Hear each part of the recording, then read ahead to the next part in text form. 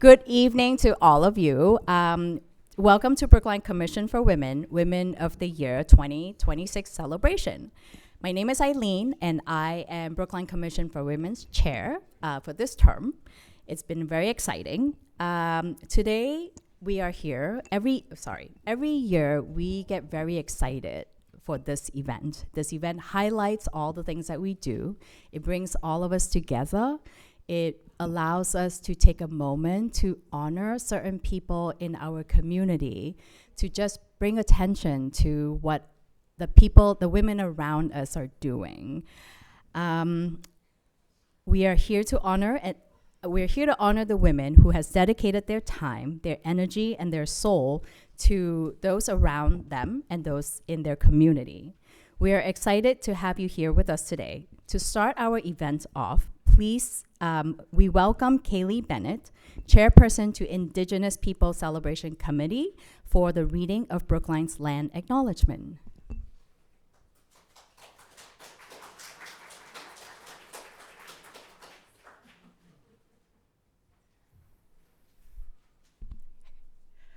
Sio, Dida Nilasti, hello, welcome. As we gather today, let us take a moment to acknowledge the history of this land we call Brookline. This is the unceded land of the Wampanoag, Nipmuc, and Massachusetts peoples, whose traditions, language, and stewardship continue today. These communities are contemporary and vibrant and exemplify the strength and resilience of Native Americans across this country. Today, we are living on land that was taken by force. By 1641, the colonists in Brookline allotted almost all land that had been inhabited by Indigenous peoples. Land was not the only form of theft. Brookline historical records state that in 1675, during King Philip's War or Metacom's Rebellion, 7 Indigenous and Black Indigenous men were sold into slavery in the Caribbean. These men represent the early histories of African and African descent and Indigenous enslavement in this region. By 1746, enslavers claimed ownership of around half of all Brookline land. We acknowledge this theft of land, culture, and lives that occurred here. These early policies set the stage for centuries of systemic racism. As we acknowledge this history, we must also recognize that a land acknowledgement, at most, represents words of respect. The second step of this acknowledgement is to actively support these Native American communities through meaningful dialogue, relationships, and informed advocacy. Wado, thank you.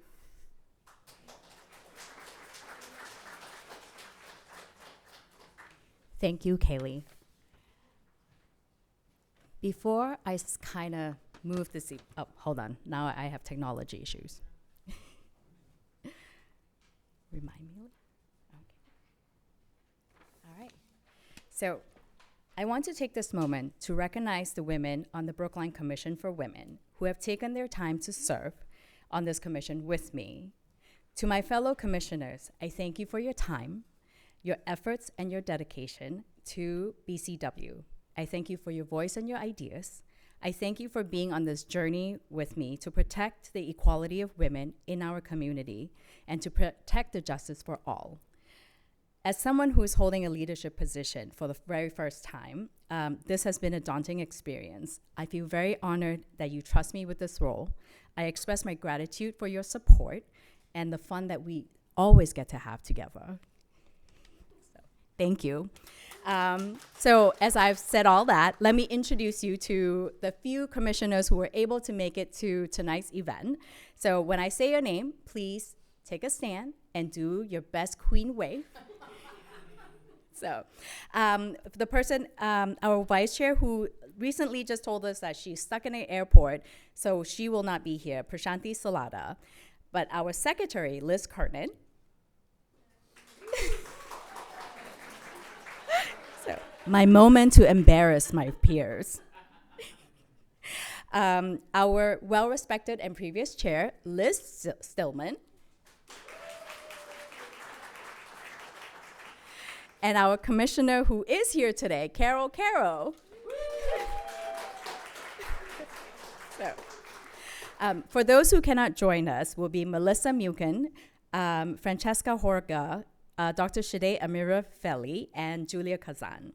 So besides these wonderful individuals, I also want to take a moment to express gratitude to a couple of other people who are not completely part of the commission. However, they are essential to the workings of the commission. The first person has truly helped me in all the small tasks that no one tells you about, Liz, you didn't tell me. And then the odd things that shows up on our plate that we have to deal with. So I'm not gonna keep you all in suspense. I would like to say thank you to Caitlin Starr, our staff liaison from the Office of Diversity. See, she is loved by people here. And the next person I would like to thank is Michael Rubenstein, our Select Board liaison. Thank you so much for being always present and ready to help provide the consistent support to navigate the governmental rules and policies. Thank you. So each of us are essential to carry out this Brookline Commission for Women's mission to promote equity, justice to all, women and girls, including all of those who identify as women. And with that said, I would like to introduce Liz Kernan, or bring Liz Kernan up to introduce our first honoree.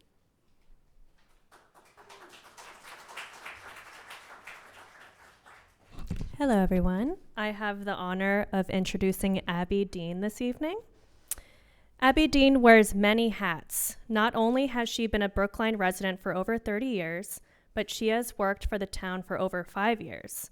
In both her personal and professional life, Abby is described as kind, empathetic, and engaged with everyone around her.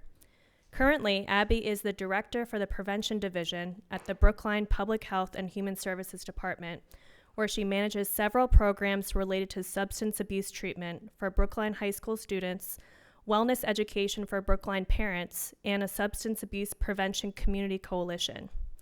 Beyond Brookline, she is an active member on the statewide Opiate Recovery and Remediation Fund Advisory Council. Abby has also shared her voice and expertise through other avenues like her podcast and radio show, Right Mind Media. Every single one of Abby's many nominators praised her for her mentorship and said that she has guided countless people at critical stages in their development, helping them build confidence, sharpen their skills, and remain grounded in the values that first drew them to helping professions. Many of those she has mentored have gone on to serve Brookline and surrounding communities, expanding her impact. By investing in the next generation of community advocates, she has helped ensure that Brookline continues to benefit from skilled, compassionate people who are deeply connected to the community they serve. The Brookline Commission for Women is honored to celebrate Abby Dean as a 2026 Brookline Women of the Year.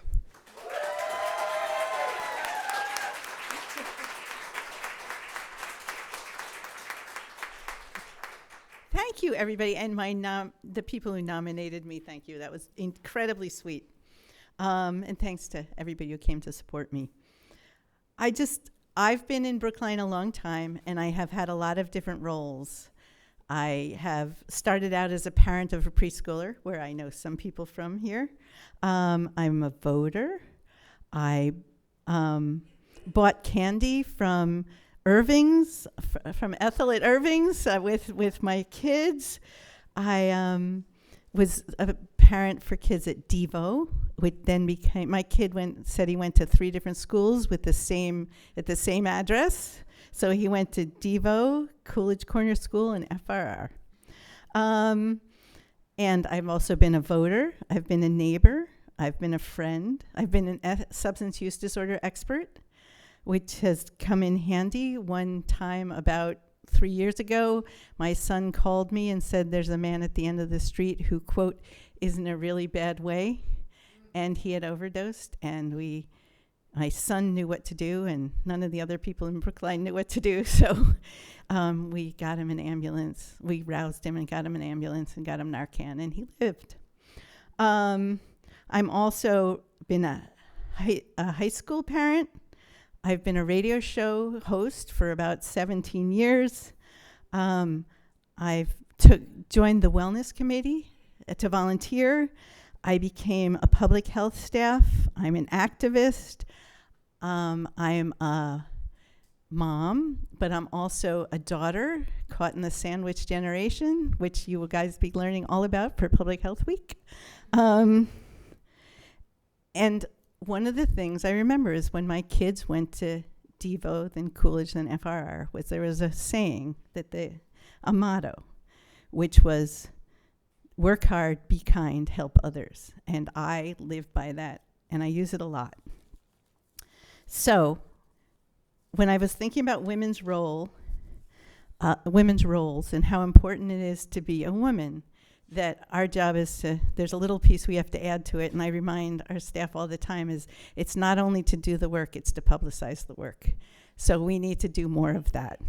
My husband and I traveled around the country at one point trying to decide if we wanted to live in not LA, San Francisco or Santa Fe.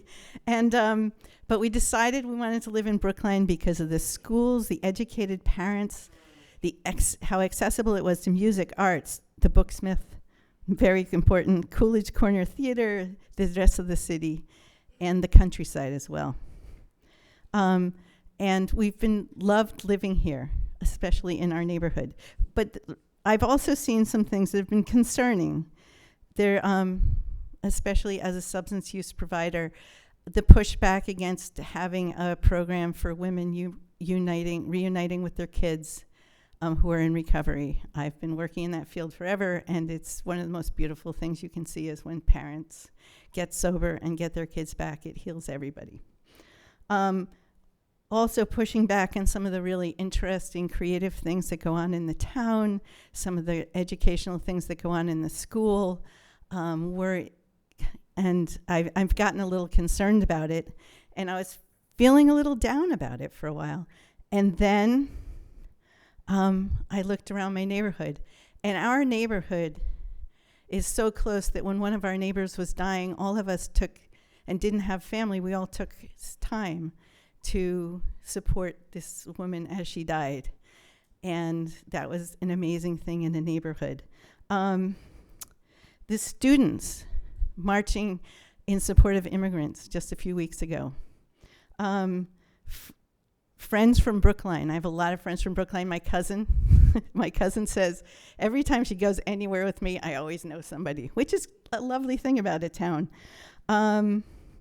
I don't know them, but Paul does. Paul knows everybody in Brookline.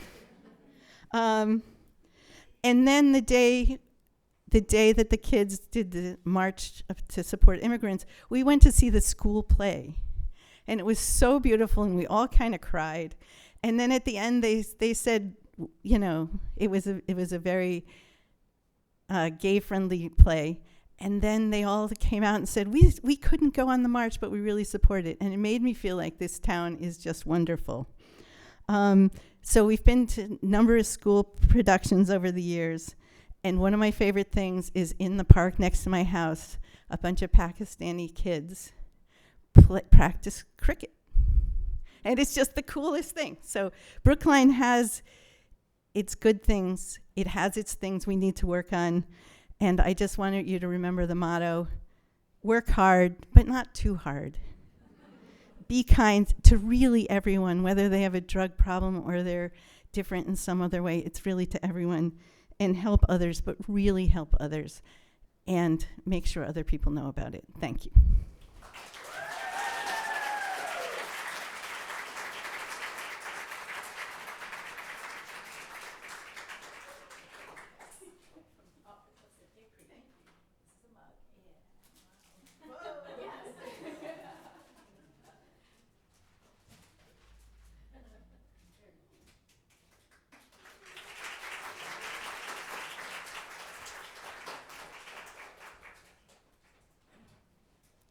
Thank you so much, Abby. So I get the honor to introduce Alicia. I kind of fought for it a little because I wanted to be able to say to Alicia, I think we've known each other for almost 25 years, almost. Great. I was first introduced to Alicia by her late mother, who was my beloved neighbor, my mother or grandmother figure away from home. Only later on did I find out a little bit more about Shu Tai Tai. So it's always been me and Shu Tai Tai chatting, or my sister. When I was first introduced to, so what I found out later on was all the accolades and accomplishments that she had done. And then I realized as I read the nominations that the apple didn't fall far from the tree. So my first impression of Alicia was a strong woman with a gentle voice, a kind smile that makes her eyes sparkle. And our interactions throughout the years were intermittent, but yet very warm. Then in 2019, Alicia's name popped into my world through my niece. I came to find out that Alicia has been my niece's biggest cheerleader, and I also learned about the support that Alicia has given to my niece and her peers, providing them with a strong and loving space to advocate for Lunar New Year becoming a Category 1 holiday. Alicia was the mentor that my sister and I could not provide for my niece because we just don't live in this world that they orbit in. So as I was reading Alicia's nominations, each word and each sentence solidified what I've always felt was true about Alicia. So Alicia, Brookline Commission of Women is proud and honored to present you with this year's Women of the Year Award.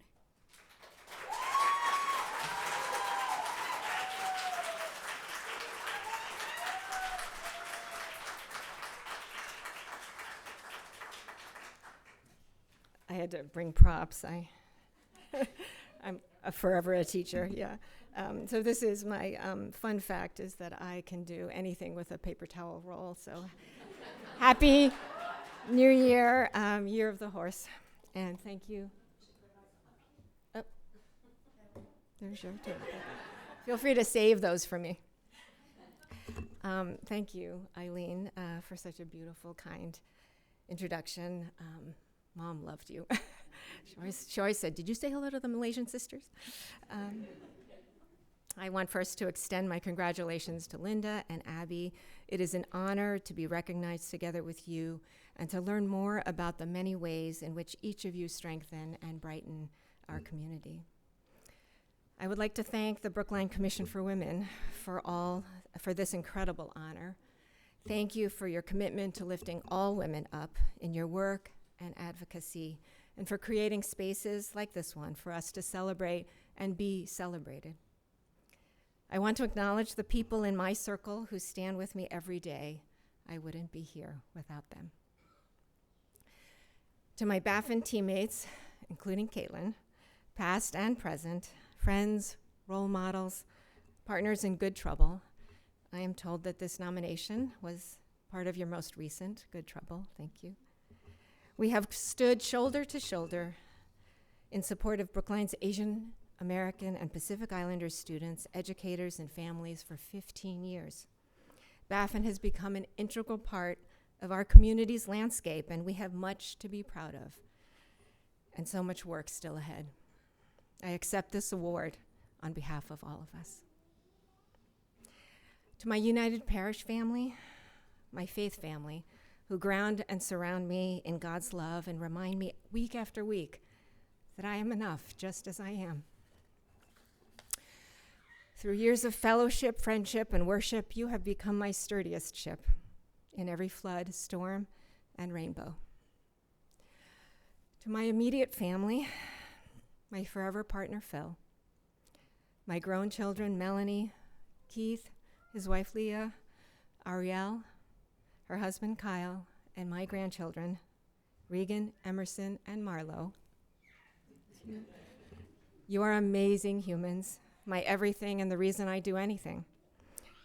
And to my mother, who has long left Earth to make her mark in heaven, whose courage, audacity, and unwavering faith continue to guide me to places I never thought I'd be and never planned to go. Here I am, Mom, because of you, and I am eternally grateful. To all the amazing women in my life, friends new and old, you believe in me, you show me what I do not see about myself, and you have turned me in the direction of this moment and this microphone.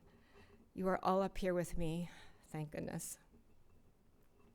I'm not gonna lie, this award took me by big surprise. Immersed in grandbaby care and Medicare applications, I really do not think of myself these days as contributing much to the greater community. But those of you I just mentioned told me otherwise. With your nominations, loud cheering, warm hugs, some happy tears, and even a hand-knit emotional support chicken. This is worth a lot. After eloquently listing for me all the reasons she felt I deserved this honor, where is she? One dear friend said to me, "So, decide what you want to say, because it's your turn to step into the space you fought for others to have." Fair. Here's what I want to say. In all the stuff I get to do with students, teachers, librarians, artists, activists, I have been driven by what unites us, what reflects who we are and where we come from in all our true, messy colors, what gives us golden nuggets to live by, and what might just save us from falling further into these dark, dangerous times. What is it? It's our stories. Spaces of affinity, celebration, remembrance are meant to be filled with our stories, studied, shouted, sung, painted, danced, or simply shared over dumplings. Every time a story is told, it sows seeds that just may take root and grow sturdy, especially if surrounded by other stories. But the reality is, we are exhausted by the oppressive weight of rampant injustice lurking in every corner. Many days, my greatest act of joyful resistance is simply going grocery shopping. I carry with me my passport next to my Costco membership wherever I go, and only turn the TV on for the Celtics, never the news. When daily living requires so much bravery and vigilance, how do I meet the moment to tell my story? Well, I've started to collect story seeds. Seeds from Faiza's sister-in-law, who I sat next to at the Brookline Muslim Friends Community Iftar. From Nagisa in the English language class at the library. From Regan and her preschool classmates at the Turtle Bookstore, and from so many others.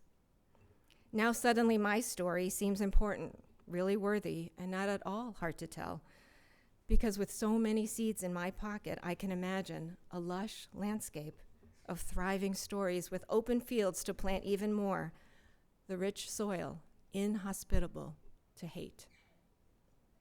I have here, more props, a save the date card inviting you to start or add to your own story seed collection by joining me at Baffin's 11th annual high school student Asian American Essay Contest Awards ceremony, where young writers read their poignant, powerful stories answering the prompt, as an Asian American, what is your superpower?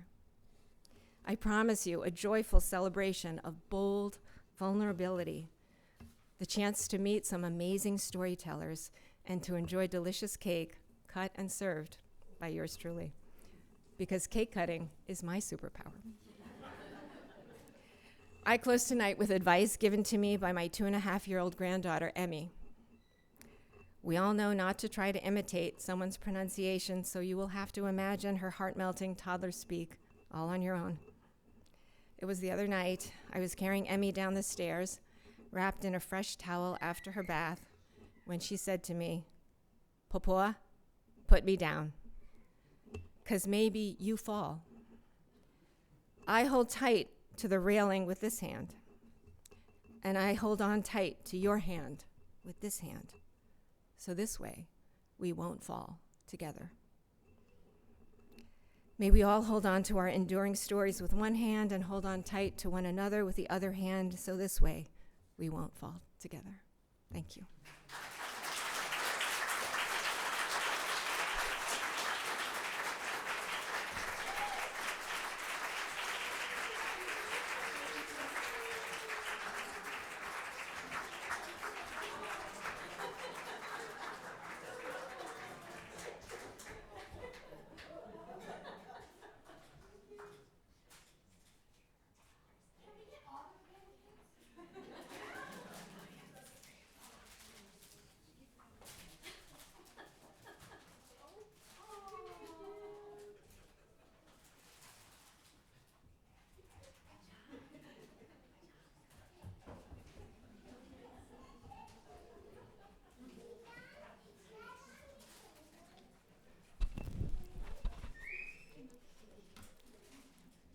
is my pleasure to introduce our third Woman of the Year, Linda Olson-Pelkey, urban planner, civic leader, and longtime volunteer whose work has made a lasting contribution to the town of Brookline. First elected as a town meeting member in 2009, Linda continues to represent her precinct and currently serves on the advisory committee on the Land Use, Zoning, and Sustainability Subcommittee. For more than 2 decades, she has applied her professional expertise to public service, roles focusing on planning, sustainability, open space, and community engagement. Beyond her former civic roles, Linda is founder and president of the Minot Rose Garden. I have to take an aside. If you have never been to the Minot Rose Garden, don't let this year's spring and summer go by without going. And I would also advise you to sign up for Linda's email list for the Minot Rose Garden because she sends flower pictures when they're in bloom. She also served on the board of the Green Space Alliance and previously served on the board of Brookline Community Foundation, where she authored Understanding Brookline, a report on poverty. She also authored Exploring the Paths of Brookline, a guide to the town's historic pedestrian paths. When I first moved to Brookline in 1988, my husband and I ran into one of these paths here and there. And then when she published her book in 2001, we dutifully went out and did all of the walks. The book is still available. It's available in the public library, and I think it's still available at the Booksmith. Through her leadership, scholarship, volunteer service, Linda has had a meaningful and enduring impact on Brookline's civil life, making her truly a deserving Woman of the Year.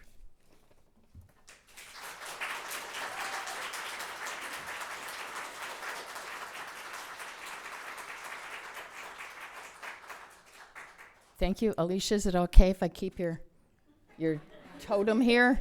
Okay. Thank you very much tonight for coming, everyone, and for this wonderful honor.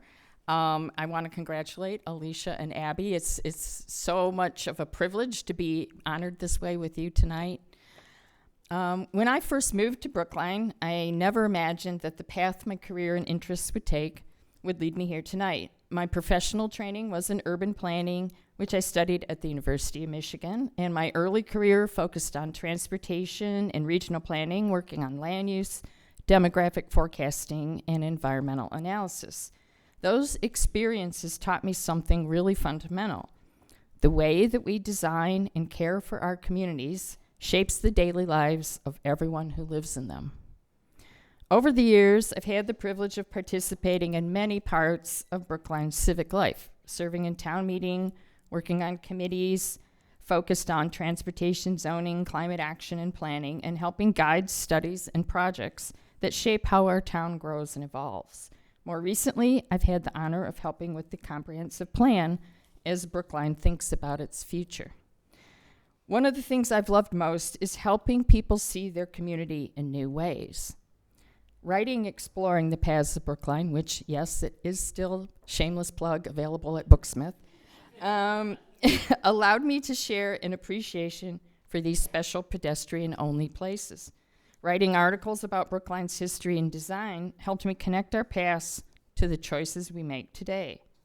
Initiating and creating the first Understanding Brookline report for the Brookline Community Foundation revealed the hardships faced by many in our town that were going hidden. One project that's especially close to my heart, Carol already mentioned it, has been restoring and caring for the Minot Rose Garden.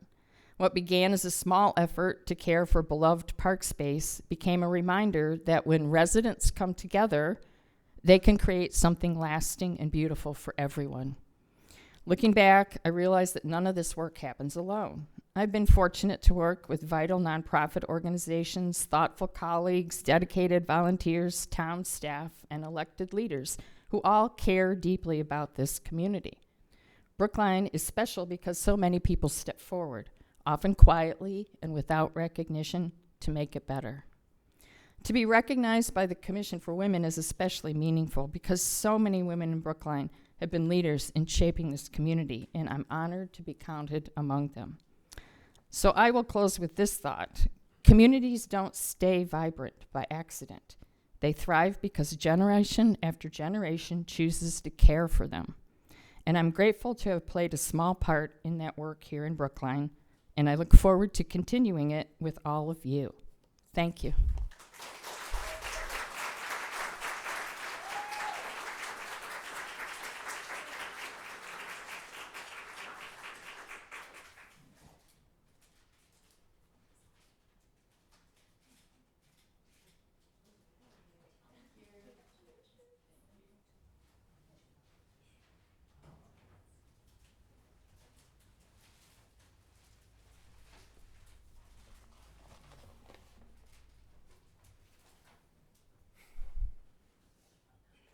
Good evening. My name is Michael Rubenstein. I'm a member of the Brookline Select Board. And on behalf of the Brookline Select Board, I would like to congratulate Abby Dean and Alicia Hsu and Linda Olson-Pelkey for their honor tonight as the 2026 Brookline Women of the Year. Thank you all for your service to our town.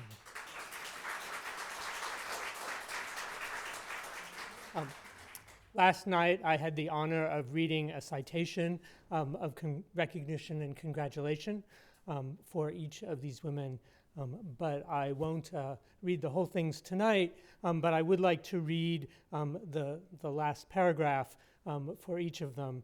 Now, therefore, in consideration of the foregoing many accomplishments of which you have heard this evening, on last night, the 10th day of March 2026, the Brookline Select Board, on behalf of the Town of Brookline, hereby recognizes, congratulates, and expresses its deep appreciation to Gabrielle Abby Dean, Alicia Hsu, and Linda Olson-Pelkey, the 2026 Brookline Women of the Year, for their outstanding and sustained contributions to the Town of Brookline and its residents, and extends its warmest congratulations on the occasion of their recognition at the Brookline Women of the Year celebration on March 11th, 2026, signed by all the members of the Brookline Select Board. Congratulations.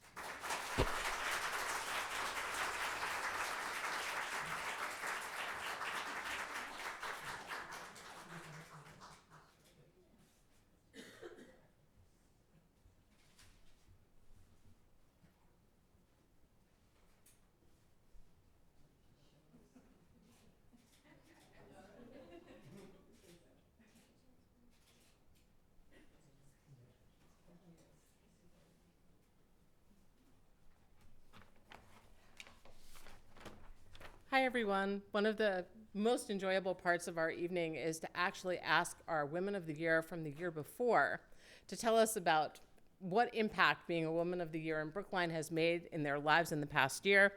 And this year, we have one of our prior winners. We do have words from Chief Jennifer Pastor, and Ann Myers, who was one of our winners last year, was a great jet setter then and is now, and is also unavailable. She's off having great adventures, one of the things we love about her. So I'm going to read Chief Pastor's words that she sent to us. I am not Chief Pastor, obviously, but please imagine it in her countenance rather than mine. And she wrote, "I'm sorry I can't be with you this evening, but I'm grateful for the opportunity to share a few words. Thank you to the Brookline Commission for Women for the work you do to recognize and elevate the women who strengthen this community. Receiving the Woman of the Year award last year was a tremendous honor. What stayed with me most was the reminder that leadership in a community like Brookline rarely looks like one big moment. More often, it is steady, consistent work done over time, usually without much recognition, and always with the goal of making things better for others. This is why this award matters. It shines the light on the type of leadership that builds strong communities. Leadership that shows up, does the work, and brings others along. Congratulations to this year's honorees, Abby Dean, Alicia Hsu, and Linda Olson-Pelkey. Your commitment, service, and willingness to invest in this community are exactly what make Brookline such a special place. Thank you for the example you set and for the difference you continue to make. And thank you again to the Commission for Women for continuing to recognize and celebrate the remarkable women of Brookline. But we do have Jessica Chico, who is here, was one of our honorees last year, and I'm going to give you an introduction. I like introducing people. It's fun. So Jessica is still doing the heavy lifting at MIRA, which she was doing last year, which is the Mass Immigrant and Refugee Advocacy Coalition, and she has been there since 2020. She remains both the Director of Training and their New American programs.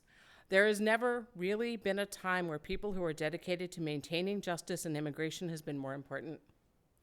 We recognized Jessica last year as an outstanding citizen of Brookline, but her work has implications in the state as well as nationwide as immigration and immigrants are continually under fire, sometimes literally. Just today, the administration has asked for permission to end a program that protects hundreds and thousands of Haitian immigrants. Jessica, your work is so important, and we cannot thank you enough for continuing it. And I am now pleased to welcome you to tell us what it's been like. Thank you. And is there a can I look this way? Can I look at you all? Okay, I just wasn't sure.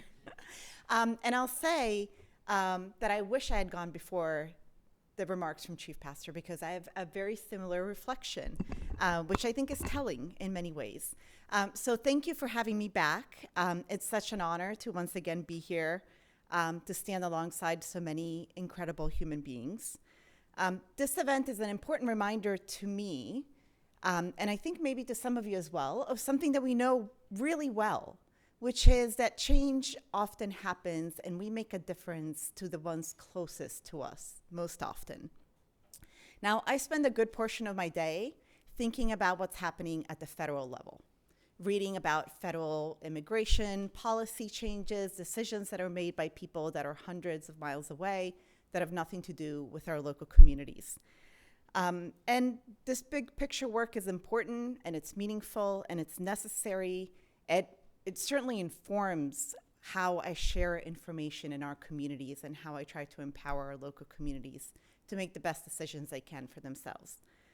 But when I feel truly moved, when I feel closest to the work that I do, is when I witness neighbors pitching in, coming together to reach out and help someone on their street, at their kids' school, in their faith community, or when a group of community members comes together for collective learning and strategizing about what they can do to make their community stronger. Over and over again, I'm called into these community spaces all over the place, mostly Massachusetts, sometimes nationally, and many times in Brookline. And I'm often introduced as I was here. This is Jessica. She's an immigration lawyer. She works at MIRA, da-da-da. But when I'm in Brookline, I also get, and she was Brookline Woman of the Year, which always makes me blush. But it also makes me proud. It makes me proud of our community that really honors civic engagement and dedication and commitment. Unfortunately, today's environment provides lots of opportunities for us to step up for our neighbors. And fortunately, we keep doing it. A few of us, maybe a few of you here, will have opportunities in your lives to touch lots of people and make a big difference. But most of us do that work locally, smaller, sometimes tediously, and it feels less important. But my mother, who was a social worker for many, many years, always reminds me, can't talk about my family without tearing up. She always reminds me that if you touch one life, it feels like it's not enough, but it's everything to that one person.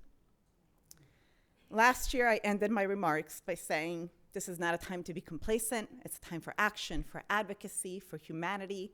It was true then. It is true now. And Abby, Alicia, and Linda's dedication to their work in Brookline are an excellent example of just that. Abby's devotion to improving mental health and well-being for students, families, and the community. Alicia's dedication to supporting educators and the students and families they serve.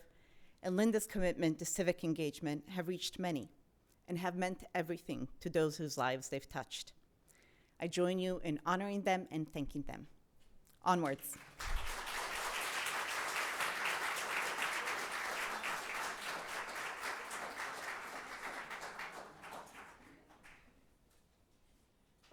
Thank you so much, Jessica. I think we're at the tail end of our event. So I take this moment to recognize all the women on Brookline Commission. Oh, sorry, wrong sheet.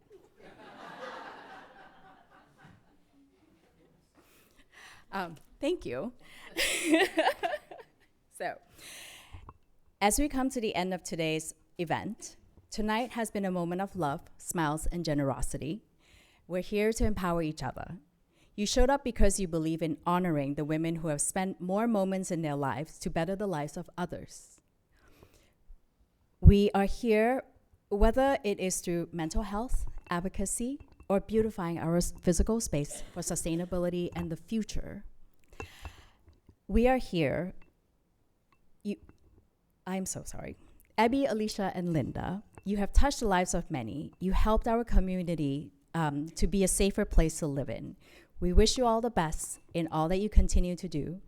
Jessica, thank you so much for coming back to share with us your experience. It truly warms all our hearts to know what your words really mean to all of us tonight. Thank you. So, before we end, as you can probably guess, I'm all about gratitudes. Please take a moment to look to your left, to look to your right, front and back. To all the women who showed up for us, we thank the men who supports the women who showed up for us. As I close this evening's event, I want to wish you, everyone here, all the best. We continue to do small things to make our space better. We continue to protect each other. We continue to try to be fearless and take the space we need. All small acts matter for somebody. Thank you so much and have a wonderful night.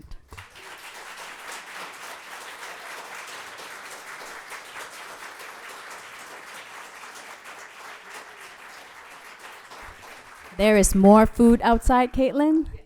Please enjoy.